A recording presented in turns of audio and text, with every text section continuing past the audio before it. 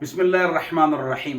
آپ عید کی نماز کس طرح پڑھیں گے؟ حالات کی وجہ سے گھر میں بھی پڑھ سکتے ہیں، گراؤنڈ میں بھی پڑھ سکتے ہیں، جمعے کی نماز، عید کی نماز گھر میں حال میں بھی آپ پڑھ سکتے ہیں، 5 آدمی بھی پڑھ سکتے ہیں، جمعے کی نماز، عید کی نماز۔ ایک امام بن جائے تو جمعے کی نماز میں 2 خطبے پہلے ہیں، عید میں 2 خطبے بعد میں ہیں۔ خطبوں کا طریقہ سنو۔ پہلے خطبے میں ایک سورت قل اعوذ برب الفلق، دوسرے خطبے میں دوسری سورت، بات ختم ہو گئی۔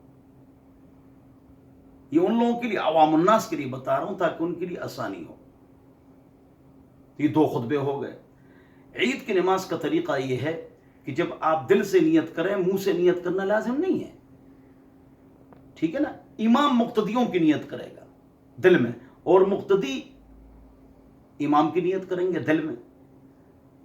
تو پہلی تکبیر کے بعد عید کی نماز آپ پڑھنا چاہیں ولا الہ غیرہ تک پڑھ لیں، پھر 3 تکبیریں کہیں، تیسری تکبیر کے بعد ہاتھ باندھ لیں۔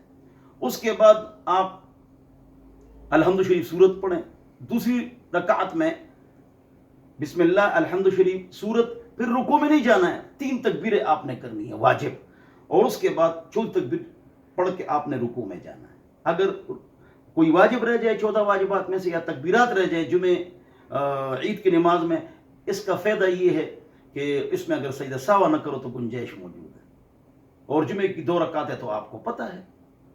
اور اگر آپ کوئی مسئلہ پوچھنا چاہتے ہیں تو اس پر آپ پوچھ سکتے ہیں، جو نمبر آپ کو دیا جا رہا ہے۔ تو یہ ہے جمعے کی نماز اور عید کی نماز۔ اللہ ہم سب کو سمجھ عطا فرمائے۔